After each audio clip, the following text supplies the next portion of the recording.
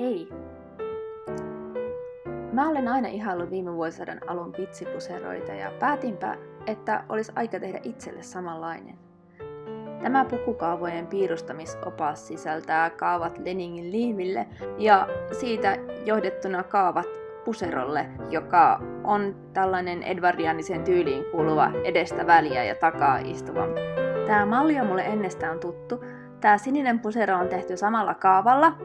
Ja nyt kun mä teen siihen hieman muutoksia, niin mä merkkaan ensin mun mallinukkeen vähän tämän puseron muotoon, jotta niiden muutosten kirjaaminen kaavaan olisi vähän helpompaa. Saattaisi olla ihan hyvä idea ommella nämä satinenauhat paikalleen jatkoa ajatellen. Monissa nukeissahan on valmiina keskikohta ja lantion kohta ja ehkä vyötärön kohta tämmöisellä nauhalla merkattuna, mutta mä en ole vielä saanut aikaiseksi. Tämä pitsikangas, mitä mä käytän, ei ehkä ole historiallisesti ihan tarkkaa, mutta musta se on tosi nättiä ja se joustaa hieman, joten tästä tulee tosi mukava pusero. Monissa pitseissä on oikea ja nurja puoli, joten on hyvä olla tarkkana, kun niitä rupeaa käyttämään.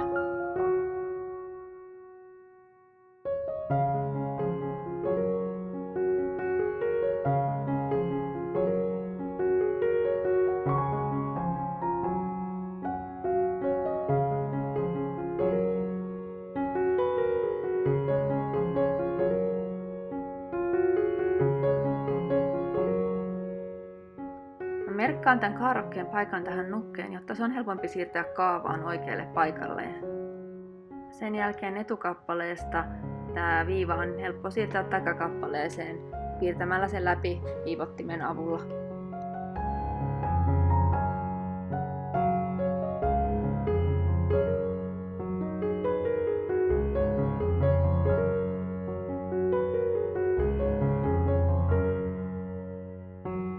Aidon, mitä pitää ottaa huomioon, että takakappale on hieman leveämpi kuin etukappale ja sitä pitää hieman säätää, jotta saadaan noin olkapäällä olevat kaarakkeen saumat oikeille kohdille.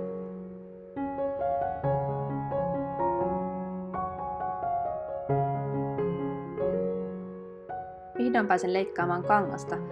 Tämä kankaan huurpioreuna vaan vetää hieman, joten mä halkasen sen muutamasta kohtaa, että mä saan sen taittumaan nätisti.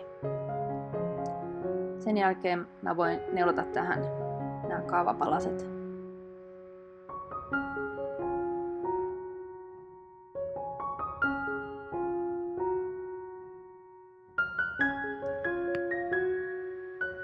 Päätin harjoitella hieman uudenlaista tapaa ommella pitsin saumoja niin, että ne katoaisi pitsin kuvion sekaan, joten mä leikkaan nämä sivusaumat tosi isoilla sauman varoilla. Näette sitten, miten mä loppujen lopuksi päädyin ompelemaan.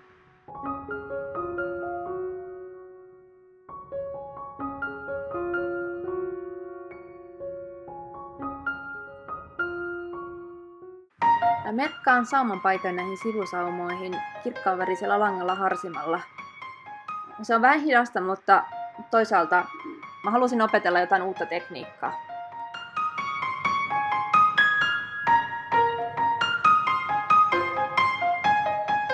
Tämän jälkeen etu- ja takakappaleet voidaan laittaa kohdakkain ja sopiva saumanpaikka löytyy pitsin kuviota seuraten. Piksakilla pitsin kuviota myöten ommettu sauma katoaa kokonaan pitsin kuvion sekaan, joten sauma on lähestulkoon näkymätön valmiissa puserossa.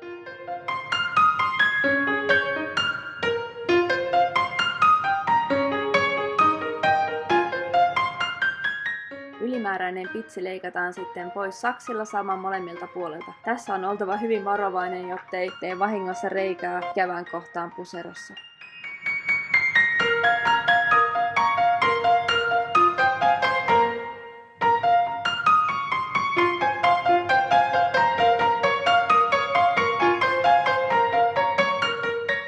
Päätin tehdä puseron kaadokkeen tästä erilaisesta pitsikankaasta.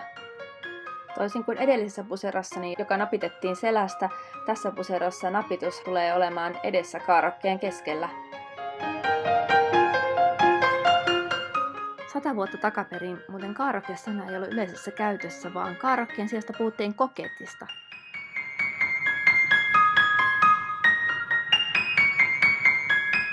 Viime vuosisadan alun pitsipuseroissa ei tosiaan olisi ollut keinokuitua, mutta malliltaan tämä pusero muistuttaa esimerkiksi tämän Leningin yläosaa, johon törmäsin viime vuosisadan vaihteen käsityölehdessä.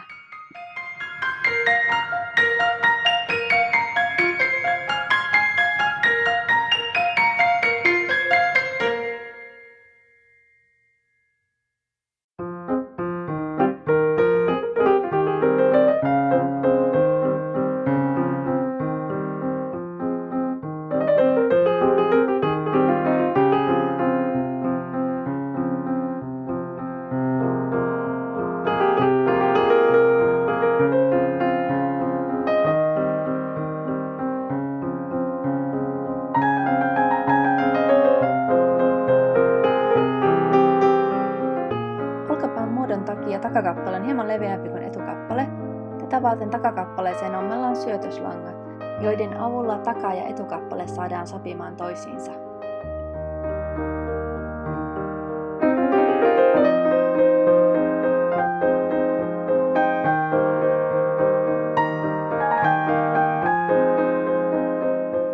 Silkkiorganza on hyvä tukikangas pitsin tapauksessa, koska se on hieman läpikuultavaa. Kaarrokkeen napituskaitalle ei kestäisi ilman tukikangasta.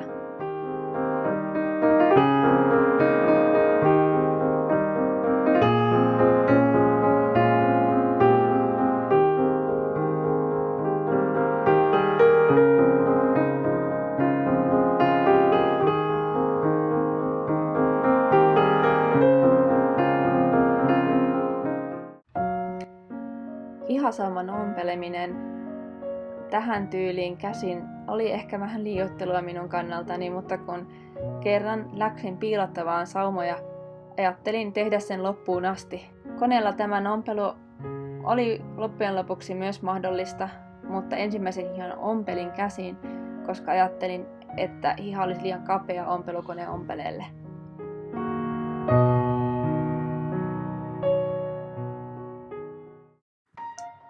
Nyt olen takaisin puuhaamassa kaarrokkeen parissa. Ompelen silkkiorganzan reunasta kiinni pitsiin ennen kuin taittelen napituskaitaleen paikalleen muotoonsa.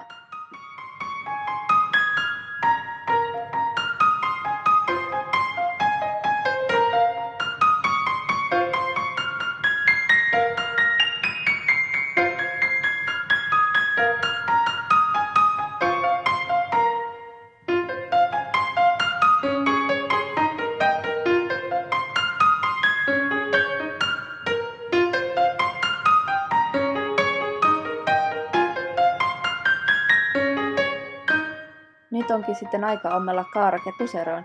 Ensin kuitenkin pitää tehdä puseroon tilaa kaarrokkeelle.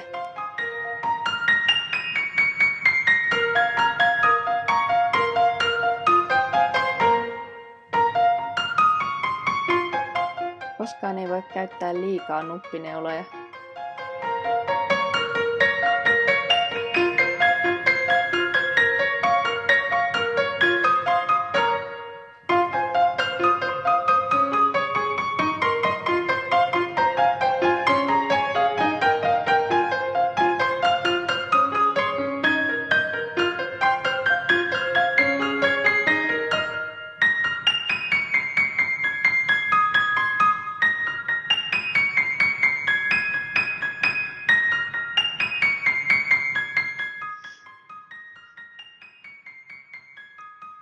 Tämän pitsin haluan koristamaan kaarrokkeen alareunaa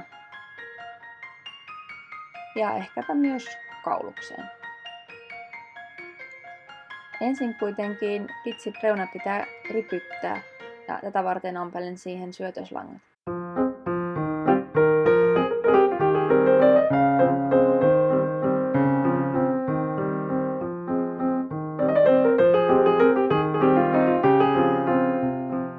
Röyhelön rypyttäminen ei ole kovin eksaktia hommaa ja on paras tehdä se juuri siinä paikalla, mihin röyhelö tulee. Tasoittelen rypytystä samalla kun neulaan sen paikalleen.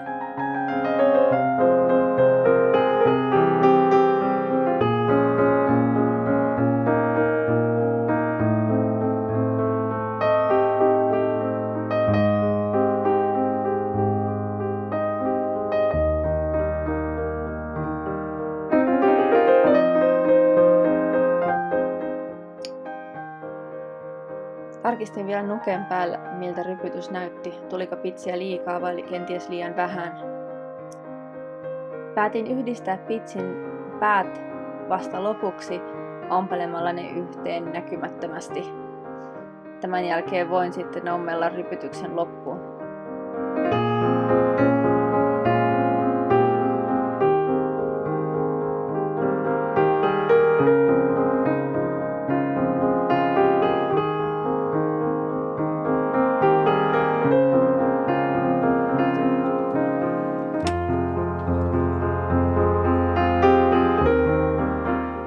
Röyhelyn ompeleminen onnistui koneella ihan hyvin, kunhan olin vain tarkkana.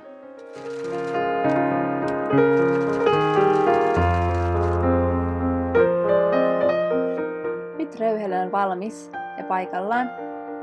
Tässä näkyy se sauma, jolla yhdistin röyhelön eri puoliskot toisiinsa, ja se katoaa kyllä aika hienosti voimutuksen joukkoon.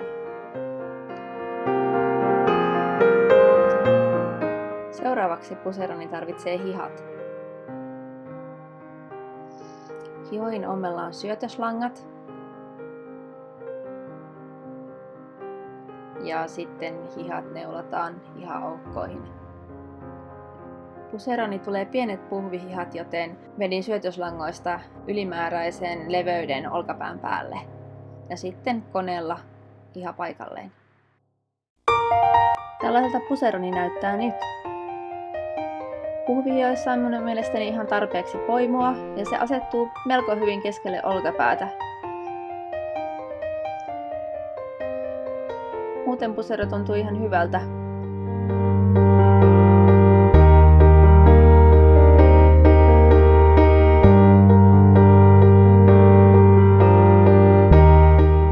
Pitsikaulus on tämänlaiselle puserolle aivan välttämättömyys.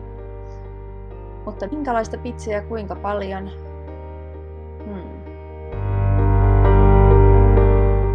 Ennen pitsikauluksen kiinnitystä on kuitenkin huoliteltava pääntie kääntämällä sen saumavarat sisään. Tämä on parasta tehdä käsin. Onneksi pidän käsin ompelusta. Muotoilin pitsiä kaaravaksi silitysraudan alla ja nyt tuen sen silkkiorgansalla.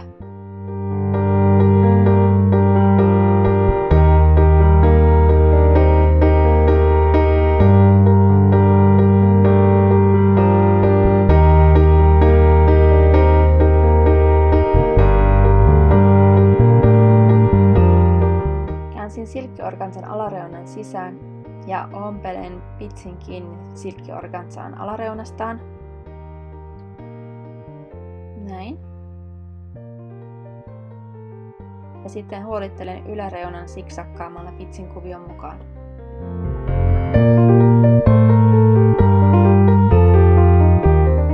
Neulasin kauluksen puseroon, jotta näkisin miltä se näyttää. Sovitus kuitenkin osoitti, että silkkiorgansan reuna on yllättävän kutittava.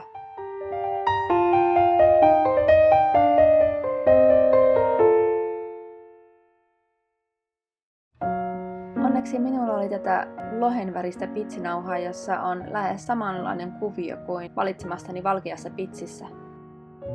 Päätinkin siis yhdistää pitsit toisiinsa, jotta organsan reuna jäisi kauemmaksi ihostani.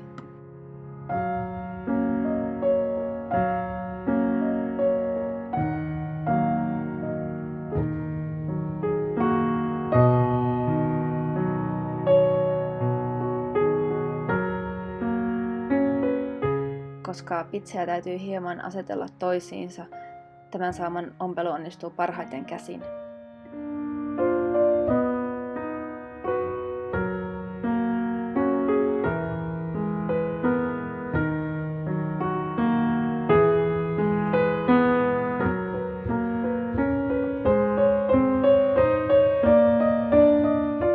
Kunnollisella langalla, kuten tämä käyttämäni valmiiksi vahattu silkkilanka käsin ompelu on oikein mukavaa ja yllättävän nopeaa. Ompelemista heillä helpottaa sormustin, jonka onnistun aina hukkaamaan. Tuollahan se on. Sormustin laitetaan keskisormeen, se helpottaa kovasti neulan työntämistä kankaan läpi.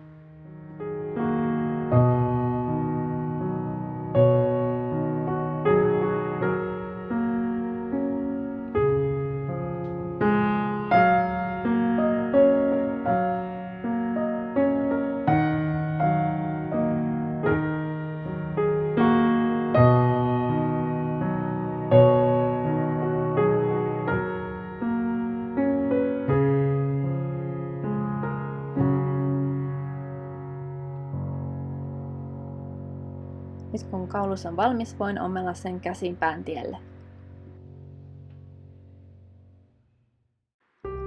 Asiaa harkittuani totesin, että mikään määrä pitsiröyheilyä ei ole liikaa tämän puseron tapauksessa, joten lisäsin toisen röyhelön edellisen alle.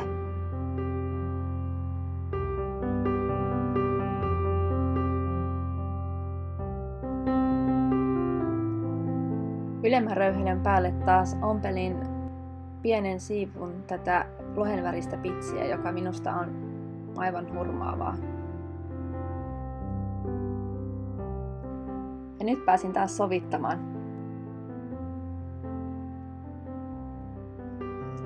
Vielä kuitenkin puuttuu napit ja hihat pitää viimeistellä.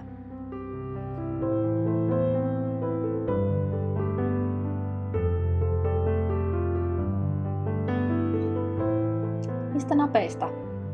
Minulla on tällainen iso laatikko täynnä nappeja, joita olen kerännyt vuosien varrella sieltä sun täältä. Tällaiseen puseroon ehkä sopisivat parhaiten helmiäisnapit.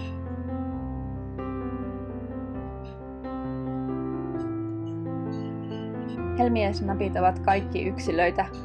Suurin osa näistä napeista on käytettyjä, joten niistä voi olla haastavaa löytää 5-6 samanlaista. Aidoille helmiäisnapeille on tavallista, että ne ovat toiselta puolelta kiiltäviä ja toiselta puolelta vähemmän kauniita.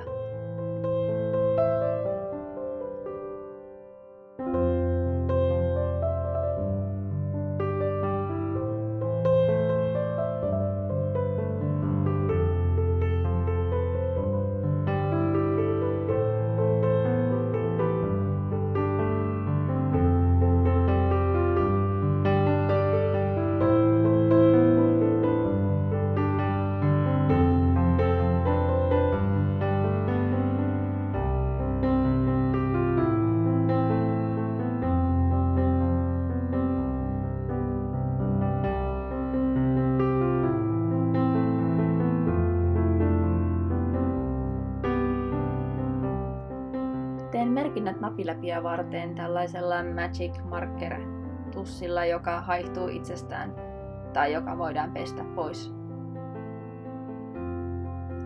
Historiallisissa puseroissa napilävet olivat paljon tiheämmässä kuin mitä nykyään on tavallista.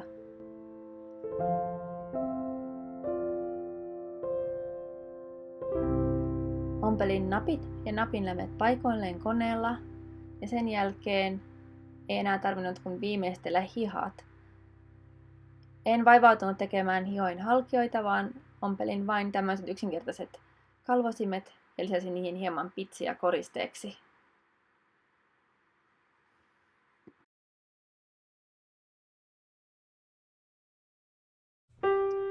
Tässä viimein on pusero valmiina. Koristelin sen vielä kameekorulla.